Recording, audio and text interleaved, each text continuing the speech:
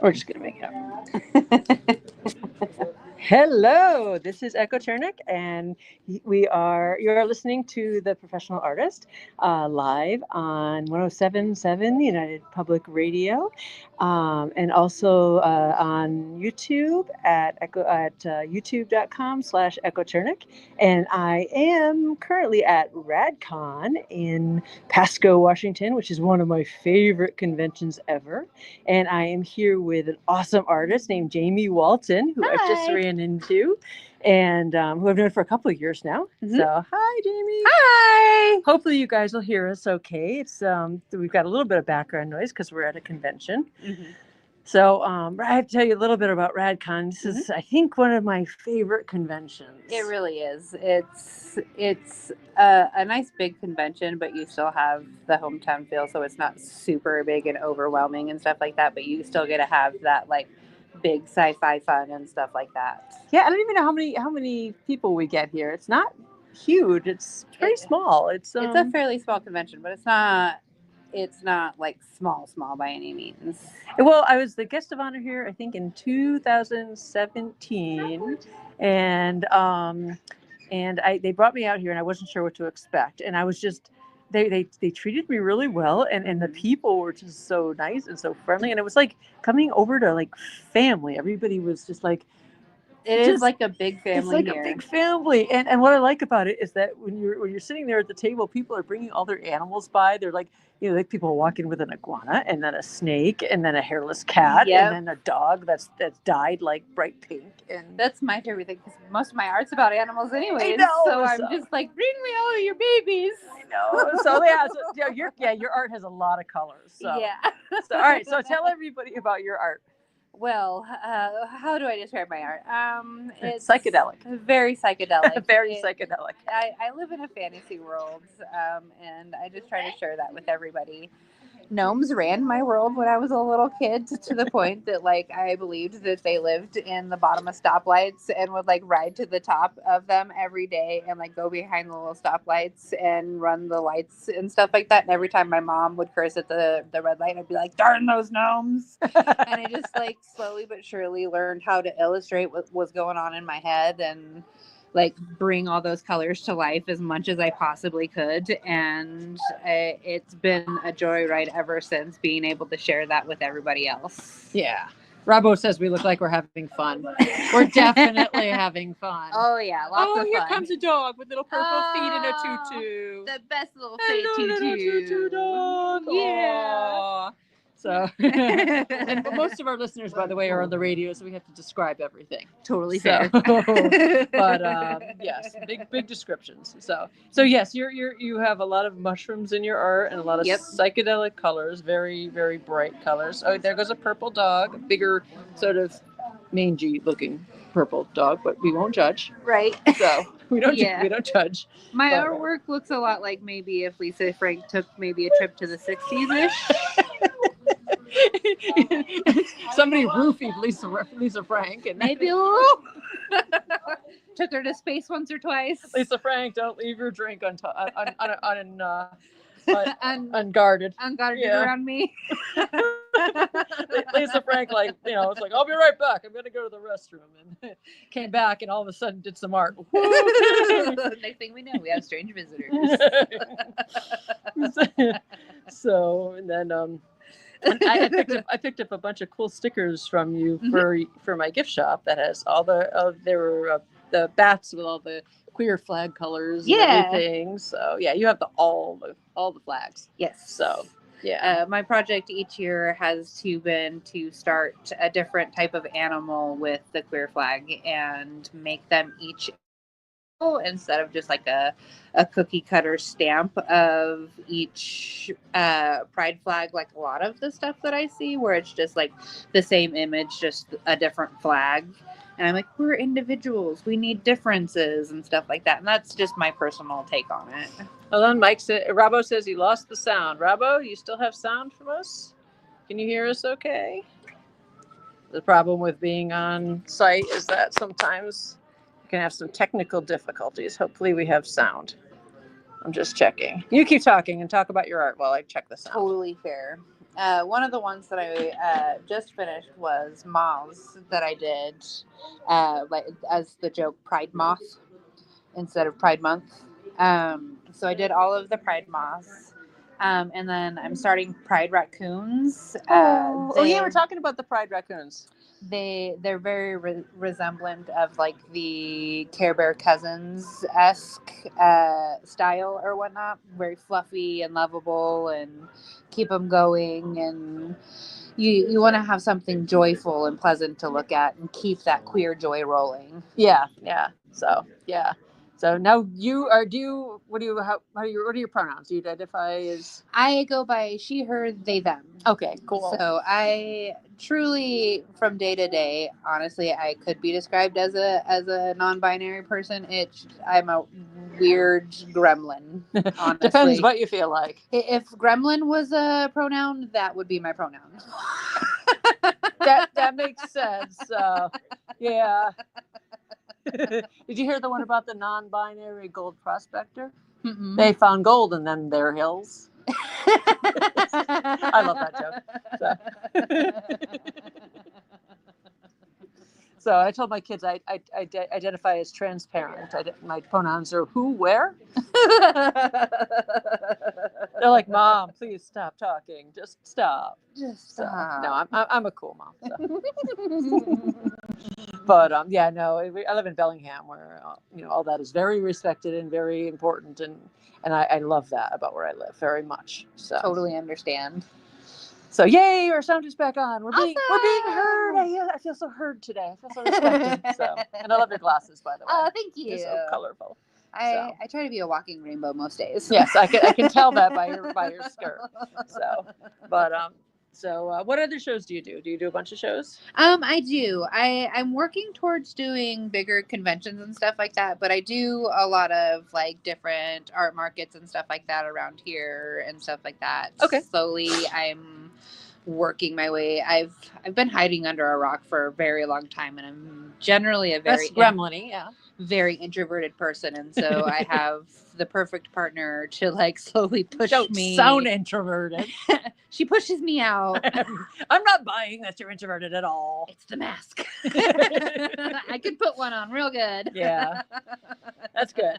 That's what happens when you get to a show. You have to kind of put that mask on and get out and just. Yeah, well, and it's a little bit easier to interact at places like this because it's a lot more people that are like-minded and stuff like that. Where I know that if I'm going to bring my artwork out to conventions and things like that, I know that I'm not going to get dirty looks for my out of the box thinking. Yeah, this show is very safe. If people do conventions, they have to understand that different conventions have different feelings. Yes. They feel different.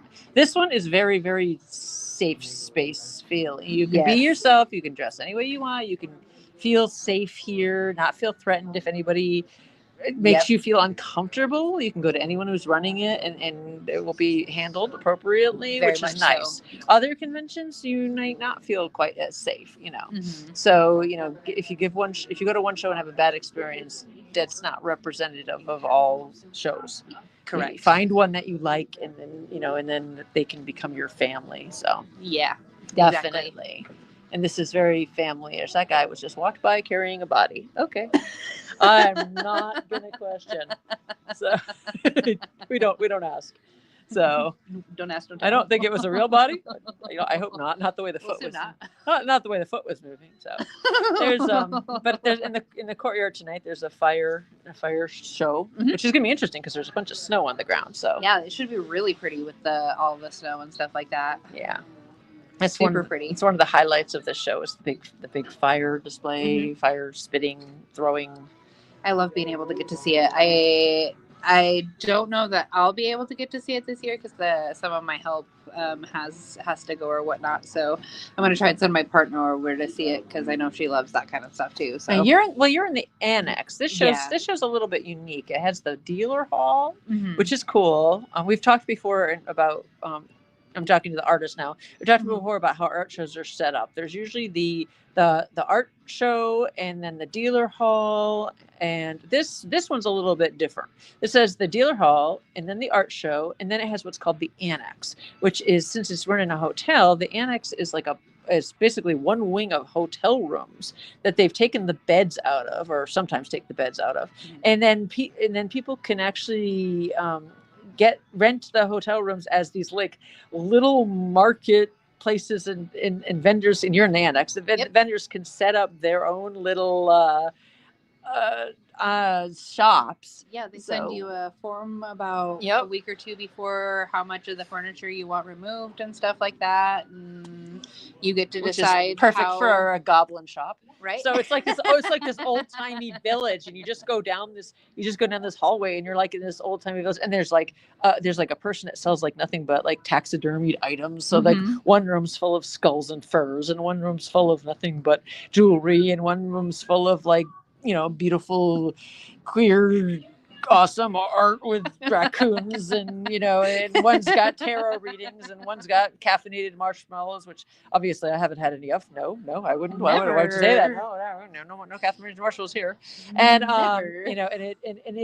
but the annex though can open. You guys can open your doors and close them as you want. So you guys can stay open all the time if you wish, and you can stay 24/7. When the dealer hall closes, their hours are 10 to 8, or they may have changed them.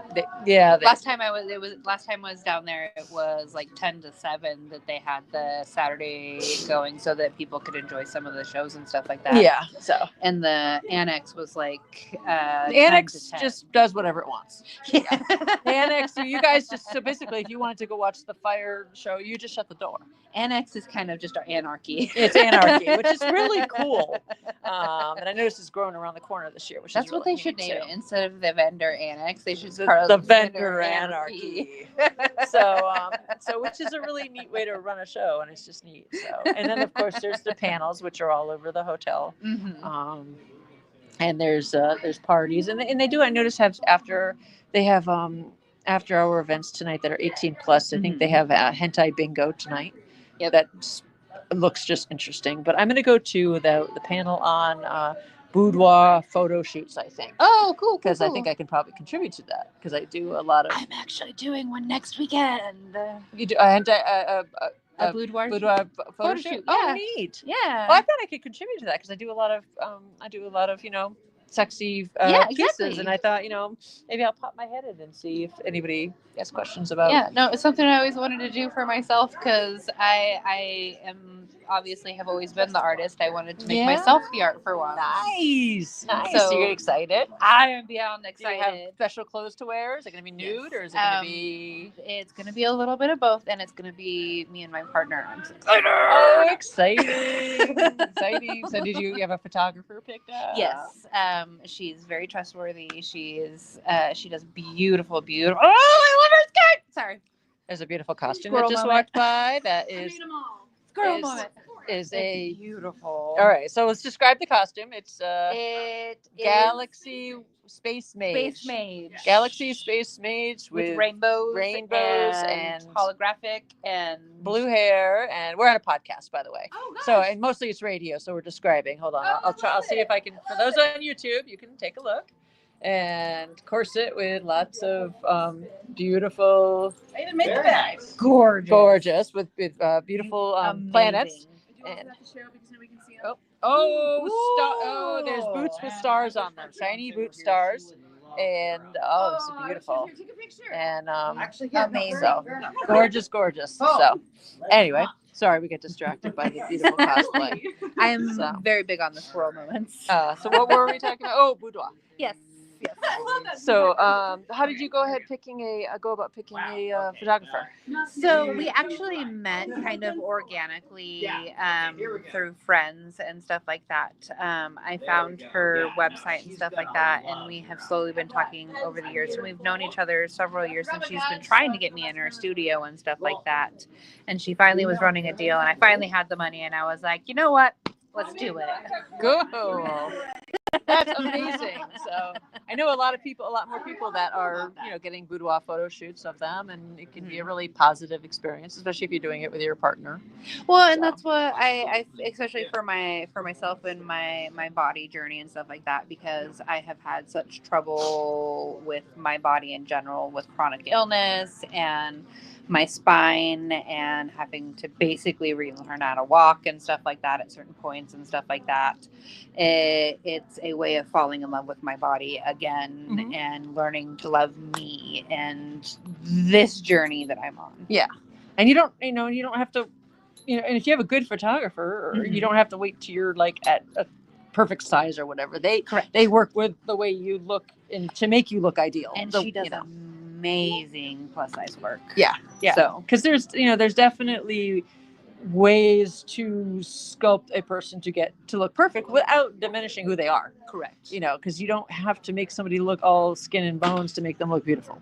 Yeah, and you don't have to make them look Humpty Dumpty to show that they're a larger individual. No, I mean, I just did a commission for a painting for someone, and it was a surprise piece, and the mother-in-law was really excited because I had drawn the bride. And I painted her, and I had to change her outfit and everything. But the way I painted her, I guess she was really thrilled with, because I had not downsized her. I had given her the ample bosom, and I noticed that the woman was not small. I mean, she was not huge, but she was built a little bit like me. She was, but I specifically designed the outfit the way that I would design one of my outfits, so that it showed that she had a waist, but it also showed that she had good bosoms, and it showed her hips tailored the way that I would tailor my outfit to show off my assets. And, but not make me look the way I would, that it still showed off, basically I lit it so that it showed that I had my waist still, and it wouldn't, make me look like a big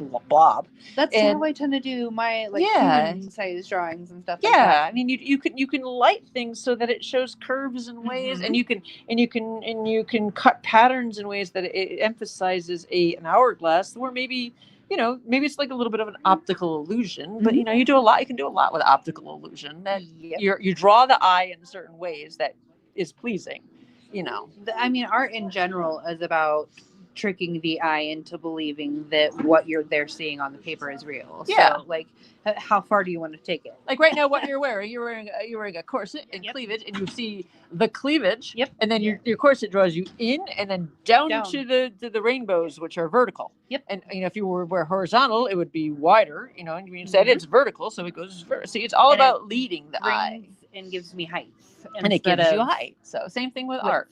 Yep. Yeah, and you just lead the eye where you want it to lead. Same thing with boudoir photography. You lead the eye, and it's not misleading. It's just redirecting. It's just choosing where you want to bring your viewer. Correct. So all right. Let's see. Aiden, I completely understand that. My own body betrays me frequently. So I'm a zebra too.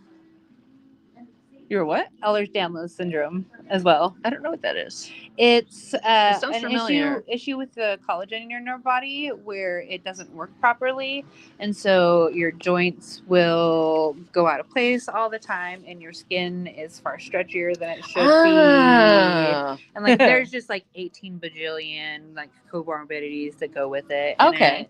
And I've heard of it. I just didn't. I'm wearing my knee brace all the time. Got it.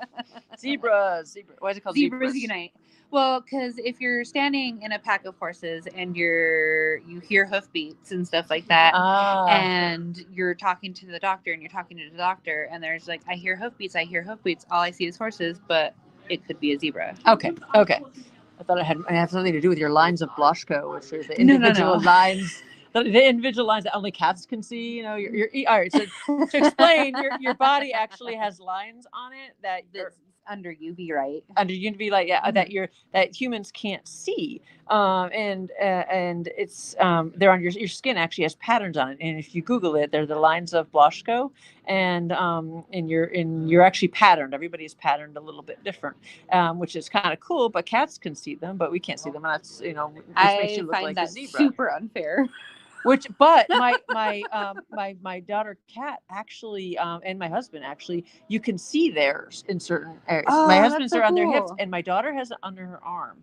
And I thought, when she was growing up, I thought, oh my God, I am the worst parent. I never washed this child properly. She always has dirt under her arm. What the fuck? Mom, clean your freaking child. And it turns out that it's just literally a part of her lines of Blaschko. It looks like a birthmark. Oh, And wow. so if you have this like birthmark sort of smear that looks like you just have like a T mark, it's like it's one of the lines of Blasco that just happens to show up. Oh, wow. So yeah, it's kind of cool. So That's awesome. yeah, so she has it under her arm, and my husband has it on her hips. Yeah, no, So. I learned about the lines of Blasco, and I was like, that is unfair.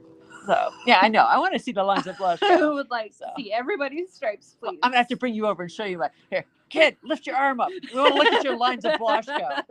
So yeah. So it's the idea that you supposedly never see a rare condition as a doctor. So if you see symptoms that should fit a rare condition, you still shouldn't diagnose it. Yeah, that's infuriating. So yes. Yeah, it's really hard, especially nowadays, to diagnose stuff because doctors are almost 40 and just now getting diagnosed with certain things that I should have been diagnosed with as a kid. Yeah, it's really, really challenging, especially for artists, because a lot of artists we're neurodivergent. We don't. It's pouring off of me in waves. Like how they didn't see the neurospicy coming. That's I know them. and we end up. I think a lot of reason a lot of artists end up being neurospicy is because we don't fit in. We don't go with the flow. I mean, well, and that's it. Art is how I learned to process my world. Like I had to go internally so often because I didn't understand the external world so many times that it became so much easier to continue processing through artwork and using my emotions to filter through and understand that way. And then presenting and being able to explain what was going on in the artwork and communicate with the world through that rather than myself per se. And it got easier and easier and easier to do it that way than just perceiving the world all by myself. And that's how a lot of artists have to process it. I mean, it's either that or drinking and drugs. I mean, everybody who's neurospicy has to figure out a way to process it. And exactly. Hey, we're neurospicy. We're doing a podcast right now. We're talking about artists being neurospicy. So, but yeah, so, but. I was mentioning to other people that I heard from a friend of mine online. We're on a podcast, so. Oh, yeah, I'm sorry. No, that's okay. We'll talk about it in a bit. Sorry. But yeah, so we're, but. Yeah, so we've got lots of people walking by in the hallway that are interesting. What are those? I don't even know what those characters are. Extremely rare conditions. It took until my mid-30s to get all diagnosed, and for me, it's writing, tablet gaming, and also drugs. Writing, tablet gaming, and drugs. Okay, that works. So, fair. Yeah. So, but yeah, artists. And even in the past, if you look at artists in the past, seriously. Prior to having my daughter, my daughter is honestly the reason I was able to stop where I was with drugs and stuff like that. She's the reason I was able to get clean and things like that. And honestly able to start mentally being like, you know what, I could make this into a business. I could start going down a better path with everything. Yeah, I never really got into drugs. I mean, it wasn't super hard drugs, but it was enough to make me wake up and rethink my life. Yeah, I did marijuana once or twice in college, and I went in the morning. I couldn't think straight, and I remember thinking, oh God, I have too few brain cells as it is. I don't need to lose any more. And so I didn't like that thought because I've always been a very dedicated, business-oriented artist. I knew I wanted to succeed as an artist, and so I was like, no, I don't. That's going to interfere with me succeeding as an artist, and so I was like, no. I wanted to succeed as an artist, but I mentally lacked the know-how to really dig in and start figuring out how to get in there and going about things and stuff like that. And so I truly floundered for a very long time. No. Yeah, no, I was very aggressive from the beginning. I was like, nope, I'm going to be a successful artist. And I just jumped in and was like, this is the way it's going to be. So, totally fair. Yeah, which is why I'm a successful artist, because I just sort of was like, the world will bend to my will. So, and that's kind of, now I kind of look back and I was like, wow, I was really kind of ballsy at the beginning with Jesus. But hey, you look where you're at now. I know. It's just like, damn. But I didn't. But I stayed away from drugs because I knew it would interfere with my my ability to do that. Totally. Because I was like, no, I'm not going to let that. I didn't party in school at all because I didn't want to get distracted, and I didn't even play video games in school. Oh wow. Yeah, my plan was always, when I got older, to play video games, and now I play video games because that was always my plan, was to put it off and play when I got old. I was like, I'm gonna play video Use games. it as a relaxation. When I get old, I'll play all the video games I never played in college. So, totally understandable. Cannabis. Why? Am I supposed to say cannabis? Did I say pot? I say Mary Jane. I think you said marijuana. Marijuana. I'm not supposed to say marijuana. I'm supposed to say cannabis. Mary Jane or whatever.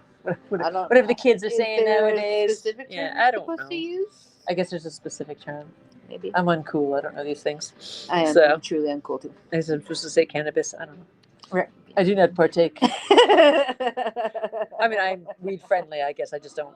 I don't like the way it makes me feel. I lose time, and I like to have control of time. No, and totally understandable. And I don't know. I'm too much of a. Yeah, I like control of my art and control of. You like to be able to flow freely with where you're at in time and where it's going. Yeah.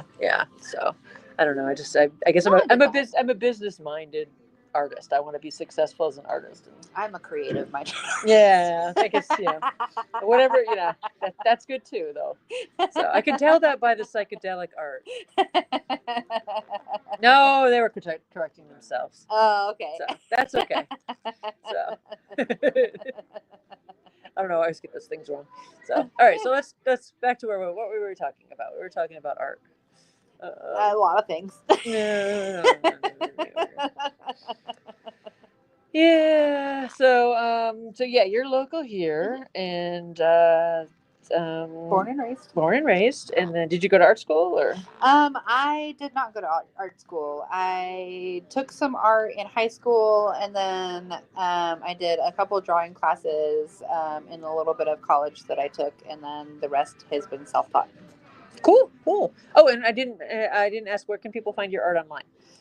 They can find it at my website, JamieWaltonArt.com. That's JamieWalton.com. Correct. Okay, just for everyone on the radio. Yes. Just to make sure that it's spelled right. So. And then for Facebook, it's www.facebook.com/Jamie Walton Art. Okay.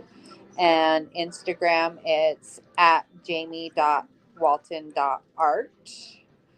And it should be TikTok, it should be at Jamie Walton Art. Wow, that is a huge skirt that just went by. Wow.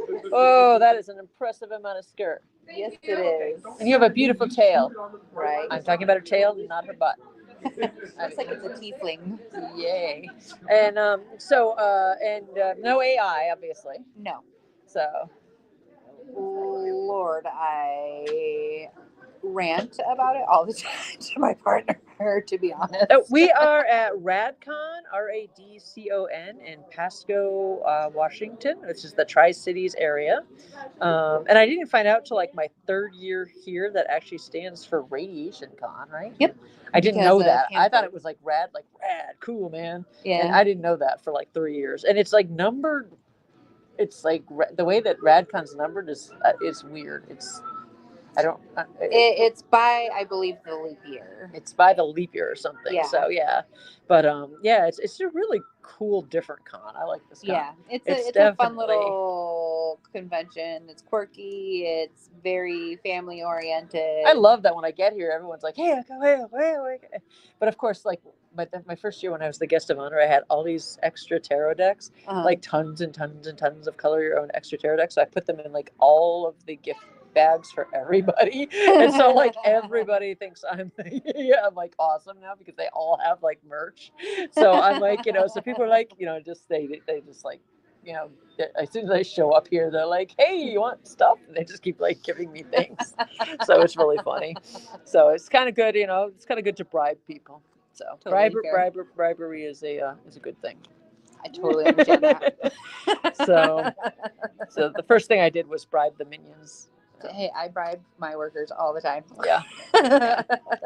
So you love RadCon? You've been to RadCon? Yes. Oh, the numbering system is based on leap years because the first one was on a leap day. Okay, that makes sense. Yeah, I have been going to RadCon since I was a kid, coming as a convention goer, coming to see people like Patricia Briggs when she was doing panels about her books and stuff like that. And then now it's getting to come see the art show when I was in school and stuff like that. And then getting to be on the other side of it as a vendor now is just probably the coolest thing ever.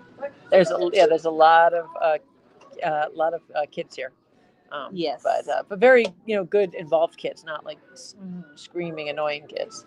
They're like growing up with it the way you did, which is cool. They're very involved with it, and they do a lot of trinket trading, which is neat. A lot of the trinket trading is so fun. Yeah, so you got to carry trinkets with you because they like to trade things. Yes. So trinket trading's a neat thing that has been happening a lot, where they just come up and they have like a bead or a bracelet. I have this hemp bracelet that one of the minions gave me, and they give you something and you give them something in return. Mm-hmm. And like a bead or a bracelet or a pin or a button or something. I got a little bell the other day. You got a bell the other day or something, and it's really cool. It's very medieval. Mm-hmm. So yeah.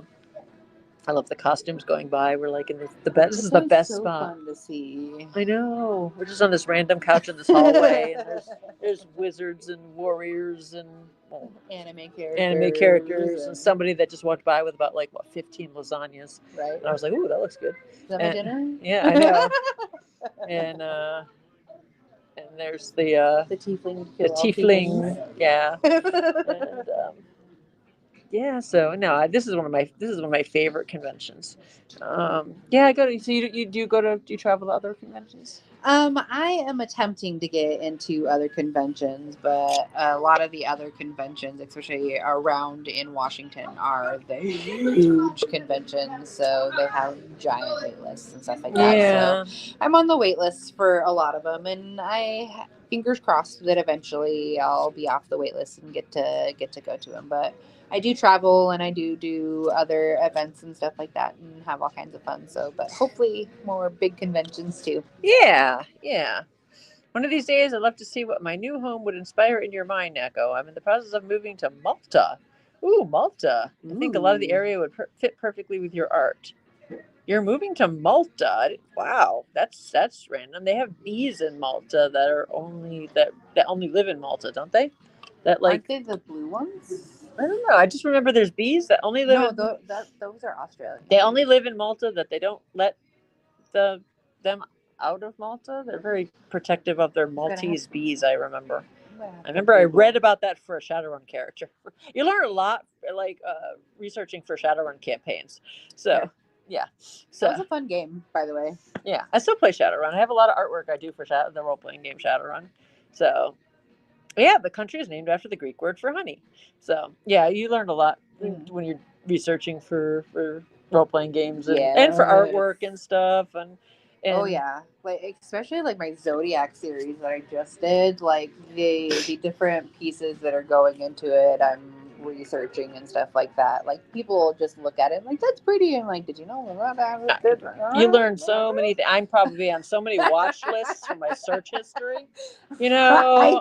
I mean the things you have to search to find things, especially for the Shadowrun artwork, it's what does this bomb look like? Oh wow, I'm on so many government watch lists now. No, I just need to know what dynamite looks like so I can draw it. Really, I don't need to know what's in it. I just need to know what it looks like. They probably have a watch list named the day the artist detonate. Yeah, I know.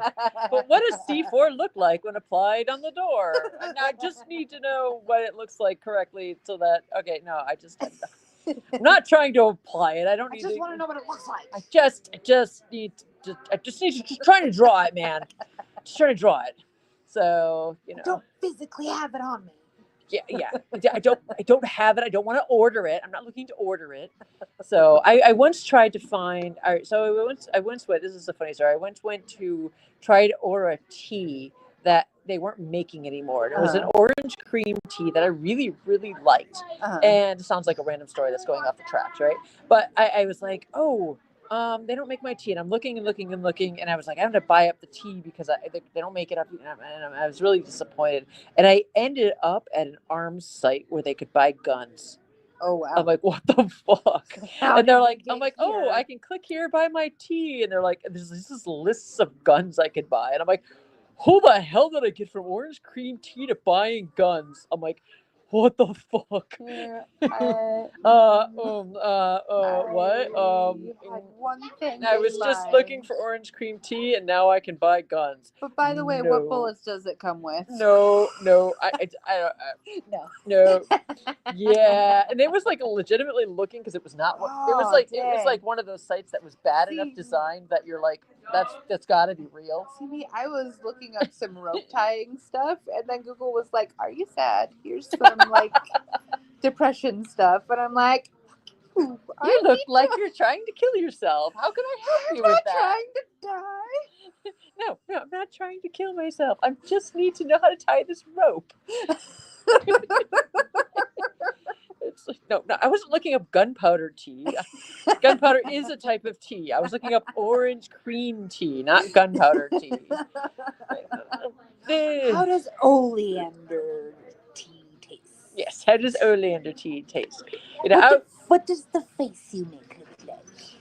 Yesterday I came upon an article about the old Chinese teapots where you could poison your enemy by putting your finger over a certain hole. Oh, you ever see those? Yeah. There's apparently this old Chinese. It releases the. Yeah, there's a certain hole, and you could pour and there's holes in it, and you pour the tea, and then you put your finger over a hole, and it comes from like a different hole, a different chamber in the teapot, so you could look like you're pouring totally innocent tea, and you could totally poison somebody else at the table. You know, and this is how you end up on watch lists. You know, you're like, how can I find out the Chinese poisoning teapot? It's because of the fun facts that exist up here. I know, you get in on a rabbit hole, and you know, then you start getting advertisements for things, and you're like, and you know, and next thing you know, you're on watch list. So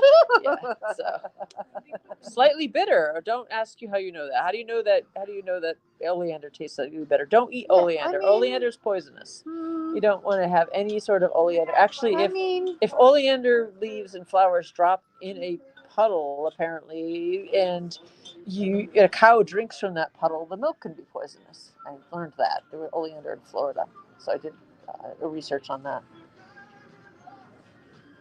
Yeah.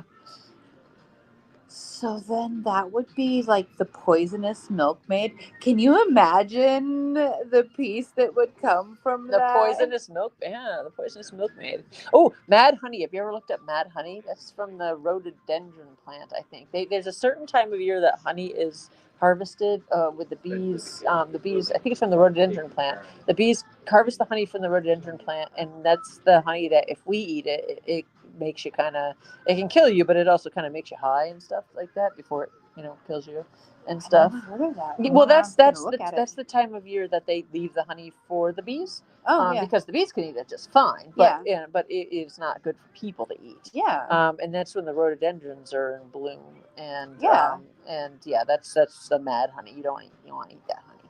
So there's certain times of year and certain flowers that doesn't translate well. So look up mad honey. Gonna know. Yeah, because it's kind of cool. I mean, don't one more watch list. Why not? Yeah, sure. What? Yeah, you're not on the mad honey watch list. Well, add yourself to it. So. But I think one of the things about being an artist is research. I think it's fascinating to learn all these different. Oh my god, it is ridiculously fascinating. Like even for like the stupid thing, like I took the Monty Python. Your father smells of elderberry. Yeah. And made a little like button of it. The bird on it is a cedar waxwing. Yeah. It's in most of its diet is elderberries. Oh. Well, yeah, see? I mean, just fun facts like that. Just you need the serotonin. Well, it's those little details that make the art that much better. Right. I mean, like in the piece where I have the woman with the tortoise and he's coming across the room towards the woman. Yep. I mean, the flowers that are behind her, I had to, if I'm going to put flowers in there, I have to put flowers that the tortoise eats. So I had to figure out what what flowers are the tortoise's favorite flowers to eat. You can't just throw some random flowers in there. Dessert is coming our way. Now we have lots of. Okay, you brought lasagna. Now, well, what are they? 300 cookies and 300 scones. And you didn't. This is a toll booth. This is a toll booth. The toll is at the tea. You have to come drink tea and have free. But we're doing a podcast, so but you bring us cookies. Oh, there's a tea apparently going on. Okay, bye. I love you. We love you, but not that much. Hello. All right, we tried to guilt them into bringing us cupcakes. Didn't work. Apparently, there's a tea going on, and Anyway, so this is the fun of conventions. If you haven't gone to any fun conventions, you really ought to. Missing out. So you're missing out because it is weird, and there's people of all different ages, and all different types and identities, and all of us. Yeah, blend and have fun, and being weird and strange, and there are some make it our weird little bubble. Very strange people, and people don't judge. They just they're just like, sometimes they're like, okay, but it's accepting. We understand that there's a couple of rooms that you avoid by the end of the weekend. Do shower, please. Just right. Like, it is, we accept, but just do shower, please. Try to do that. It's the best. It is, yeah. I mean, we accept, but please try. It'd be cool if we could go in all the rooms on the weekend. Yeah. But we don't judge. We just avoid. So. Yep. But, rhododendron honey is potentially fatal, as is almond honey if consumed in too large a quantity. Oh wow! I didn't know about almond honey, but basically during that time of when the bees are eating or harvesting from the rhododendrons, they just avoid, because they just avoid harvesting the honey then, and that's what the bees eat during the winter. Oh, did you Aiden? Did you read the article about all of those bees? The beehives that they just found, that there was the volcano that just happened. The volcano that just exploded not too long ago, or erupted, I guess, and buried all of the beehives, and they all got buried under the hot ash for like 20 days or something. And then finally the beekeeper came back and dug them out, and they figured all the bees were going to be dead, but they had like cemented themselves inside their hives, and they were still, I think most of them except for like 2 of them were still alive. Wow. And they had basically just sealed off their hives, and then they were fine. Now I definitely need. And based on how long bees live, they'd gone through like several generations of bees, like just living within the hive. Look it up; it's really cool. It didn't happen that long ago. It just happened. Yeah. So cannabis is not a drug; it's a natural herbal medicine provided by God Himself that personally helps myself with my liver, lung cancer. Oh no, cannabis is fine. My older daughter, she has found that she does CBD and THC. She found one that works for her really well. She doesn't like too much THC because it doesn't like the way it makes her feel. But the CBD blend is just amazing for her anxiety, and it works better than anything. They kept trying to give her Xanax and other things, and she finally found that these gummies with the CBD, they work just naturally, perfectly. They are better than they're better. She won't do Xanax or anything anymore. They're just natural and perfect. And she doesn't, she just uses them as needed, and they're natural and great. Yeah. So I'm not anti-drug. I don't like THC too much because I don't like the way it makes me feel, but I'm not against it. Totally understandable. I actually did work for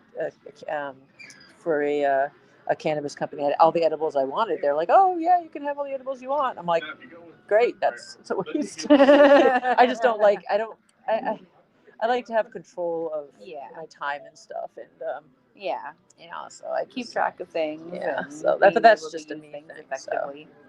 The La Palma eruption. Yes, that was cool. Look that up. Okay. But the bees had been buried, and they basically they used their. It wasn't the wax. It was something else. They sealed everything off, and so that they were completely sealed from all the poisonous gases and everything. In like an emergency seal off situation, and they lived, and even through a couple of generations of the bees had died because they don't live as long as the time they were sealed away. They were still, they dug them out and they were still alive. Wow. It was cool. The beekeepers like, holy cow. So 50 days. They lived for 50 days. It makes you wonder, like, if there's beehives just buried down there. Yeah. 50 days they were buried under the ash. Isn't that's just crazy. Fascinating. So yeah. They lived off their own honey, having sealed the hive with a mixture of honey, wax, and their own dead. So, I mean, that's smart. Hey, they did it. Well, I don't think they would have lasted forever, but but were they able to dig tunnels out to get out? I mean, or were they just waiting? I mean, they would have had to wait till the ash cooled down, I think, because they can't. Most likely. I wonder if they would have been able to tunneling through. I wonder if they would have been able to excavate their way out. I wonder if they showed if they had any way, if they had any evidence that they were digging. I mean, they would have probably been digging their way out. Have to look into that. I mean, just like anything, they're trying to survive. So yeah. But I think two of them, they were in the process of tunneling when they were found. So they were tunneling. Okay. But I think a couple of the hives didn't make it, but most of them did. So it was good. That's amazing. Yeah, it's just But I think it's important as an artist to do a lot of research. Very important. And to be open-minded about stuff, personally. Very, very open-minded. I tend to come about it, especially when you're researching. If you come across information that's confronting your beliefs, be open-minded about it. Set your ego aside for a second, especially if it's confronting in somebody else's culture. Listen for a second, bring it in, and then absorb how you can use it in your art and be effective without bastardizing, basically. And it's neat to look at other people's art and see how their beliefs are interpreted in their art too. Yep. Because that shows up in their art, and it's neat to look at art and see how their interpretations come through. So which is really just cool. Very much so. Yeah. So I adore it. That's why art history is so important. I just love learning about art history. Oh yeah, no, going through the museums and going through all the old pieces and picking out like this lamp means this lamp means this, and then actually like my favorite one is going through museums and pointing out all the lemons. Be like, you know what, he was just trying to one up. Right. That's just a one up, right? Yep. I just read that the Getty archives or the Getty Museum just opened up all of their art so that you can now download and use it for free too. Oh, that's cool. Because the Smithsonian did. That's awesome. Yes, you can go into the Smithsonian and use all of their art now and archives and use and download whatever assets you need as part of the free. Super cool. Because it's open copyright. Open source. But awesome. the Getty just did as well. So now you can do that. So which is kind of cool. So that's truly cool. Echo, I wonder if you realize that you're listed as a YouTube children account. This means when we who subscribe to you cannot turn on notifications when you go live. Huh? I didn't know that. I will check it out. And I don't know why I'm listed as a YouTube children account. That is really strange, but I'll definitely. That is really not probably correct. Really not. No, definitely not me. I will figure out what's going on with that. Thank you for letting me know. I will. I'll look into that right away. So, but it doesn't let you know when to go live, huh? That's weird. But I'm also on Facebook. Facebook Live should let you know when I go live. But I'll check that out. And you can also watch the past episodes on YouTube. So, but yeah, looks like we're almost out of time. Awesome. I guess we're gonna have to go back to our booth and do some work. Oh no. So yeah, your work is at Jamie Walton. JamieWaltonArt.com. And Aiden says that UNESCO World Heritage sites are also a great artistic resource. There's lots of gorgeous images available there. Awesome. So, I'll have to remember that. Thank you. Yeah, so there's lots of good stuff. Awesome. Yes, so hopefully you guys all enjoyed our crazy rambling, nonsensical fun podcast of randomness today. Right. So is there anything else you want to add? You said you had a coloring book coming up. I do. I have a coloring book that I just have a couple images to finish. It's body positive. It's also gender positive. It's got male to female and female to male transition people modeling in it. And where can people find that? They can pre-order it on my website now. Awesome. It's called Celestial Bodies. That's fantastic. So JamieWalton.com, and that's where they can pre-order it. Yes. So awesome. So Awesome. yes, Thank you. that is important. Anything else you want to pitch? I think that's it. All right, cool. Well, thank you for joining us. You've been listening to The Professional Artist on United Public Radio 107.7, and make sure to subscribe and like on YouTube/Echo Chernik. And we will talk to you guys all next week. So take care. Bye. Bye.